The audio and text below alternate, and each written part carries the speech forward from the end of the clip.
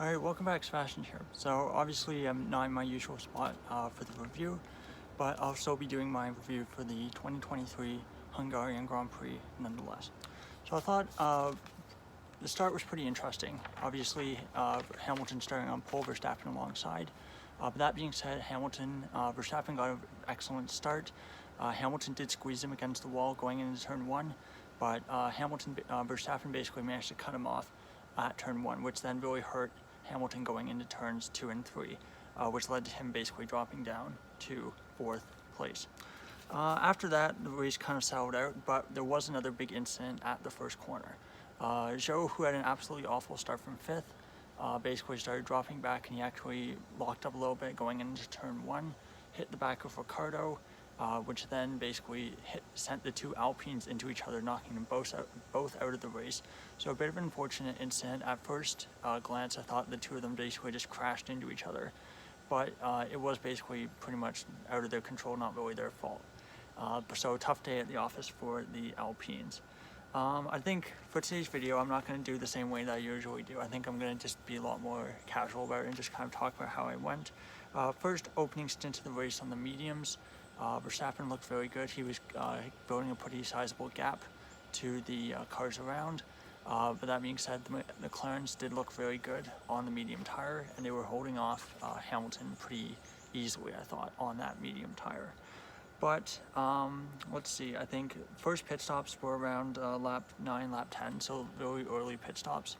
And a lot of drivers basically alternating between mediums and hards for the rest of the race after starting on the soft tires for some of them.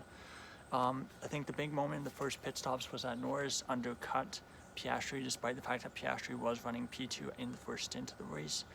You can debate about that a bit, but I think at the end of the day, in hindsight, Norris was a much faster driver throughout the whole race. Let's see what else. I think there's also that moment where basically Sainz on the soft tires looked like he probably should be ahead of Leclerc, but there's no team orders or anything there. In the long run, I don't think it really had any big effect on the race, but in the moment, it looked like there could have been a possibility that Sainz could have put pressure on Hamilton ahead. Let's see. So Russell, Russell's a good place to start there as well. So Russell made a really good start, was up to 13th. And he basically had a really good race, I thought, basically stayed long on all of his stints, and that basically gave him a really good track position at the end of the stints. And even though he did drop back a little bit when he pit, he had much softer tires, and he was able to overtake pretty easily, and it really worked out for him through the race. Let's see, going through the second stage of the race, Perez, I thought, had a pretty good recovery drive. After the first stint, he was still in 8th, but that second stint on the medium tires, where everyone else was on the hards, was where he made up a lot of the ground, and he started to go after Piastri, starting to go after Hamilton as well at that point. The Aston Martins, I thought, had a really rough day. Again, this was a track that we thought was going to suit them. That being said, historically, through all their guises as Force India, Racing Point, now as Aston Martin, this track has never been one that's really suited them. So even though it was one that, in theory, should have suited them this year based on how they did at Monaco, it just didn't seem to work today, which is a bit rough for them. Let's see, I think I'm not even going through logically anymore, but at this point, I think through the middle phase of the race, Ferrari as well, I thought looked pretty good. But that being said, they were really, I think, struggling with tire wear, probably about as much as they did in Britain, and they just looked much slower than the Mercedes and the McLaren and the Red Bull. Through the later stage of the race, Verstappen was basically in total control. He was basically a pit stop ahead. Norris basically, after getting that undercut on Piastri, stayed ahead and did a really good job of just managing that stint. Then we got the really good fight between Hamilton, Piastri, and Perez over that final podium position. And at different points in the race, it looked like it was going to be each of those three. But Perez managing to come through really well on that final stint got that final podium position. Lower down in the field, of course, Leclerc got a 5-second penalty for the drive-through. Got a 5-second penalty for speeding in the pit lane, which is just a silly, simple error. And that was, of course, compounded by him having a 9-second pit stop at the first pit stop, which dropped him well behind Sainz, even though he was running further ahead of him throughout the entire first stint, which is something I should have mentioned earlier. So a bit of a rough day for them. Russell, really impressive race. I thought basically overtook Sainz on track and overtook Sainz on track and basically came very close to overtaking Leclerc as well. Alonso probably got the best result he could out of the car. That being said, still probably not a great result for the team given where they were earlier in the year. And of course, Stroll rounded out the points paying positions in 10th. So let's just go through the order after that. Let's see, Albon 11th, pretty good race from him, bit of a rough qualifying. 12th, Bottas, pretty disappointing from him. I think he's going to be hoping that he was going to be able to snatch a point, but that being said, I don't think the Alfa Romeo really had the race pace that they had. Well, they didn't have the pace to transfer that qualifying pace into race pace, probably just because their tire wear isn't as good. And like we saw with some cars, especially the Mercedes, some of the cars, the way they're able to get a lot more speed out of the car when it's on low fuel, which is what we saw from the Mercedes, and it's possible that's also the case with the Alfa Romeo. It could also be they were just better over one lap pace, and they were especially good on those hard tires.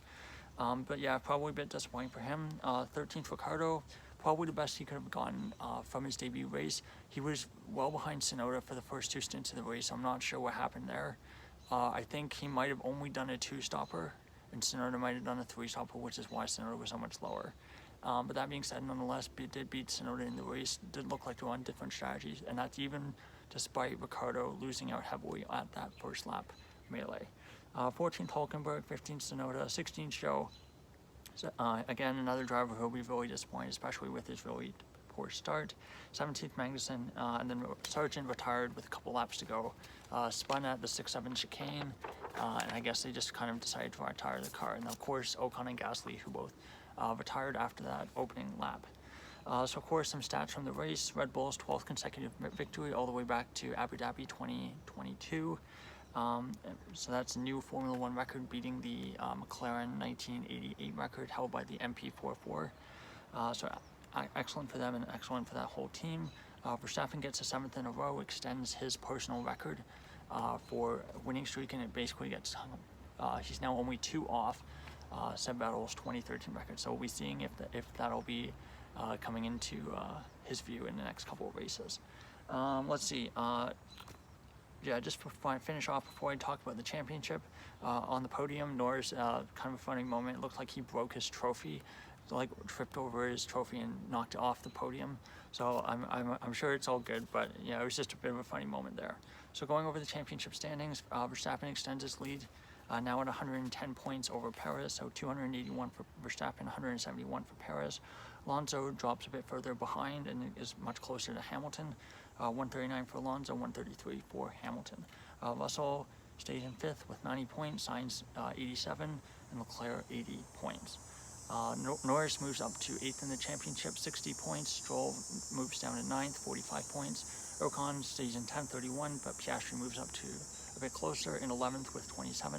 Gasly 16, Albon 11, Hülkenberg 9, Bottas 4, Zhou 4, Tsunoda 2, Magnussen 2, and then Sargent, De Vries, and now Ricciardo, all on 0 points. In the Constructors' Championship, Red Bull 452, Mercedes 233, Aston Martin 154. Ferrari 167, McLaren 87. So I think it will be interesting to see that gap between Ferrari and McLaren towards the end of the year. I do think there's a little bit of an outside chance that McLaren are able to get 4th. I wouldn't say I don't think they will, but I do think that there's a small chance they do. Alpine 47, Williams 11, Haas 11, Alfa Romeo 9, and AlphaTauri 2. So overall, pretty decent race, some good overtaking, and we saw some good battles for position as well, which is something that you always want to see. I don't think we really, going into the race, I don't think we really had a very clear idea of this is exactly how the race is going to go, and that's always what you want to see as a fan. Of course, Verstappen winning is kind of not a foregone conclusion, but it's basically the closest thing there is to it in Formula One. That being said, after that on the podium, I think there were a lot of question marks, but it looks like McLaren's upgrades has really worked wonders. Worked really well on a high-speed circuit at Silverstone, and worked really well today at a circuit with a lot more slow-speed corners. in Hungarian. So that's all for this review. Overall pretty good Grand Prix, and I'll be back tomorrow with my power rankings for the Hungarian Grand Prix. Thank you so much for watching. Goodbye.